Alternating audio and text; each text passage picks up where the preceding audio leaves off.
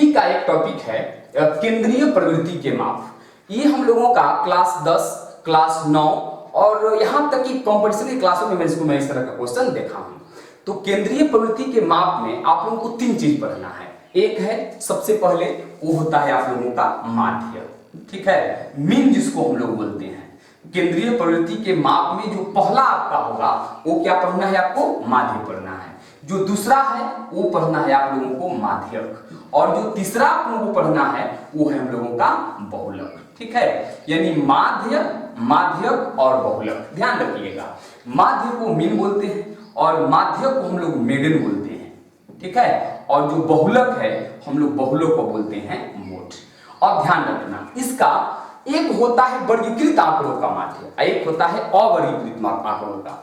तो हम सबसे पहले आप लोगों को कोशिश कर रहा हूं कि माध्य को मैं बेसिक रूप दे दूं कि बेसिक रूप में माध्य को आप कैसे समझेंगे। आप आराम से एक एक स्टेप को समझिएगा, मैं कोई जल्दबाजी में नहीं हूं, मैं आराम से माध्य को डिफिनीशन, माध्य का अवर्गीकृत का फॉर्मूला, उसके बाद में बात करूंगा वर्गीकृत का। तो आइए हम लोग ध्यान से देखते हैं कि माध्य क्या चीज होता है। तो बाबू लोग माध्य को समझ लो कि जो माध्य है ना वह है किसी भी संख्या का, अगर आप किसी भी आंकड़ों का अगर आप औसत निकाल देते हो, माध्य का दूसरे शब्दों में क्या होगा, यानी औसत आपको निकाला गया है, ठीक है ना। आप औसत निकाल देते हो वही बन जाता है माध्य। देखिए पहले बात करता हूं अवर्गीकृत का। अवर्गीकृत का मतलब हो गया इसमें वर्ग अंतराल नहीं दिया रहेगा, ठीक है। ऐसे ही नॉर्मली आप लोगों को दिया होगा अवर्गीकृत आंकड़ों का हम लोग चल रहे हैं निकालने के लिए। जैसे एक एग्जांपल देख लो, एक एग्जांपल के तौर पर मैंने क्या किया कि ऐसा मैं लिखता हूं, यदि आंकड़े आपको मिल गया 1, 2, 3, 4 और 5 का माध्य ज्ञात करें, ऐसा आपको ये दे दिया हुआ है। तो आप ध्यान से देखो ना, इसमें कोई वर्ग अंतराल नहीं ना है, इसमें वर्ग अंतराल के अलावा इसमें कोई बढ़ता बंटल नहीं ना दिया हुआ है। तो इस तरह के सिचुएशन को हम लोग क्या करेंगे, जब माध्य बनाना होगा, इसका माध्य का सूत्र हो जाता है कि सभी प्रेक्षणों को जोड़ दो। मतलब क्या, x1 आप प्लस x2 आप plus x3 plus x4 dot dot dot आप जा सकते हैं xn, मतलब कि उसके लास्ट संख्या तक जा सकते हो, और इसकी टोटल बटा में क्या हो जाएगा, n हो जाएगा। n का मतलब कि नंबर ऑफ डिजिट। अब हम लोग करेंगे क्या, इन सबको हम लोग जोड़ देंगे, 1, 2, 3, 4 और 5। तो 1 को प्लस कर लो 2 के साथ में, 3, 4 और ये 5। अब इन सबको जोड़ करके इसका संख्या पता करो कितना है, 1, 2, 3, 4, 5 है। यहाँ पर बटा में हो जाएगा 5। अब सबको जोड़ते हैं हम लोग, तो 2, 1, 3, 3, 6, 4, 10, 5, 15। तो 15 और ये बटे में हो गया 5, तो 5 दिया ये 15, यानी कि आपका जो ये 3 आया हुआ है ना, इस संख्या का क्या बन गया, इस आंकड़े का क्या बन गया, ये माध्य बन गया। अगर मैं पूछूं कि 1, 2, 3, 4, 5 का माध्य क्या होगा, तो इसका माध्य होगा 3, या इसका औसत होगा 3।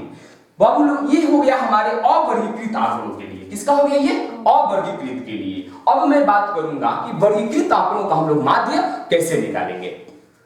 चलिए हम लोग आते हैं अवर्गीकृत आंकड़ों के माध्य निकालने के बाद में हम लोग सीधे आ जाते हैं वर्गीकृत आंकड़ों का माध्य। विद्यार्थी लोग, अवर्गीकृत आंकड़ों का माध्य ज्ञात करने के लिए आपको 3 विधियों का प्रयोग करना है। ध्यान देना, इसको ज्ञात करने की 3 विधियां हैं। मैं सबसे पहली विधि जो है उसका मैं बात कर लेता हूं। 3 विधियों में नंबर 1 पर जो है उसको हम लोग बोलते हैं प्रत्यक्ष विधि। क्या उसको हम लोग बोलते हैं, प्रत्यक्ष विधि। और जो दूसरा विधि हम लोगों का है वो है क्या, लघु विधि है, ठीक है ना। माध्य ज्ञात करने की जो विधियां हैं वो कितनी विधि है वर्गीकृत के लिए, 3 विधि है। एक है लघु विधि, और इसके बाद में दूसरा है प्रत्यक्ष, और एक तीसरा मैं ले लेता हूं क्या, उसका नाम रहेगा पग विचलन विधि। पग विचलन विधि।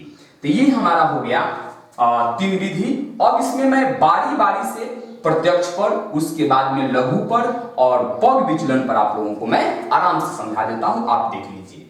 तो सबसे पहले मैं बात कर लेता हूं कि प्रत्यक्ष विधि में माध्य आप कैसे ज्ञात करोगे, ठीक है ना। प्रत्यक्ष विधि से माध्य ज्ञात करने के लिए जो तरीके होंगे वो क्या होंगे, उसको जरा समझते हैं।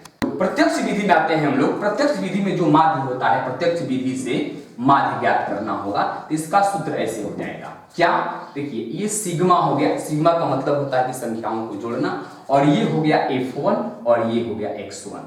F1 का मतलब कि फ्रीक्वेंसी बराबरता, और X1 का मतलब होता है कि वर्ग चिन्ह, और यहां हो जाएगा सिग्मा F1। इसी सूत्र के सहायता से हम लोग आराम से प्रत्यक्ष विधि पर हम लोग माध्य को आसानी से ज्ञात कर लेंगे। एक एग्जाम्पल लेता हूं, उसमें मैं एक क्वेश्चन करके दिखाता हूं। आइए हम देखते हैं आगे की तरफ। वर्गीकृत आंकड़ों के माध्य के बाद में हम लोग देखते हैं वर्गीकृत आंकड़ों का माध्य ज्ञात करना।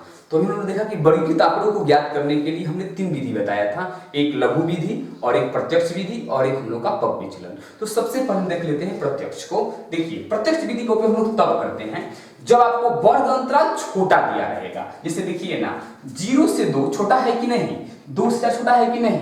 तो जब वर्ग अंतराल आप लोगों को माने कम डिफरेंस का दिया होगा तो आप प्रयोग कर लेंगे किसको, प्रत्यक्ष विधि कर लेंगे।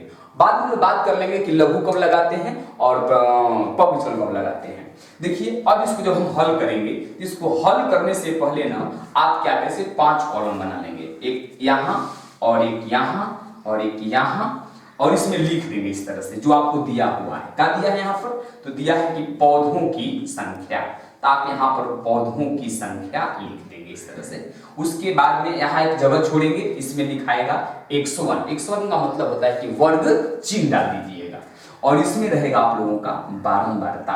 ठीक है, बारंबारता जिसको हम लोग कह सकते हैं संकेत में F1। इसके बाद आवश्यकता पड़ता है F1 और X1। इन्हीं 4 बॉक्स की सहायता से हम लोगों का निकल जाएगा प्रत्यक्ष विधि से माध्य। बताइए शुरुआत में आप लोगों को क्या डिफरेंस दिया हुआ है, 0 से 2 है, उसके बाद में 2 से 4 है, उसके बाद में 4 से 6 है, उसके बाद 6 से 8, और उसके बाद 8 से 10, 8 से 10 है, उसके बाद 10 से 12 है, उसके बाद में 12 से 14 है। ये हमारा लास्ट हो गया। एक लास्ट में चाहिए जिसको हम लोगों को जोड़ना होगा, उसके लिए से आप लोग योग कर दीजिएगा। तो योग करने के लिए एक बॉक्स छोड़ लीजिएगा, बस ये हमारा हो गया। चलो दोस्तों अब करोगे क्या, X1 का मतलब होता है वर्ग चिन्ह, समझोगे। वर्ग चिन्ह कैसे निकालते हैं, वर्ग अंतराल को न्यूनतम माने कम से कम और अधिकतम दोनों संख्याओं को जोड़ करके उसमें हम क्या करेंगे, 2 से भाग दे देंगे। तो आप ही लोग बताओ ना, 0 और 2 जोड़ेंगे तो क्या आएगा, 2 हो जाएगा, और 2 से भाग देंगे तो कितना आ जाएगा, 1। यानी कि 0 और 2 से भाग देंगे तो यहाँ पर 1। ऐसे ही 4 2 जोड़ेंगे तो 4 2 6, और 2 से भाग देंगे तो कितना हो जाएगा, 3। एक ट्रिक समझ लो, हर बार सब में आपको 2 2 बढ़ा हुआ है ना, तो 2 2 जब बढ़ा हुआ है उसमें आप 2 2 सब में ऐड करते चले जाओ।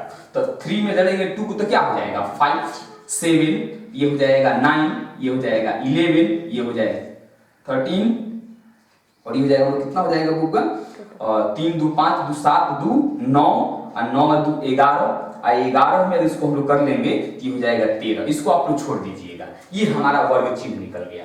आपको बारंबारता दिया हुआ है, देख लीजिए यहाँ पर 1 है, यहाँ पर 2 है, यहाँ पर 1 है, और ये 5 है, और यहाँ 6 है, 2 है, उसके बाद में फिर दिया हुआ 3।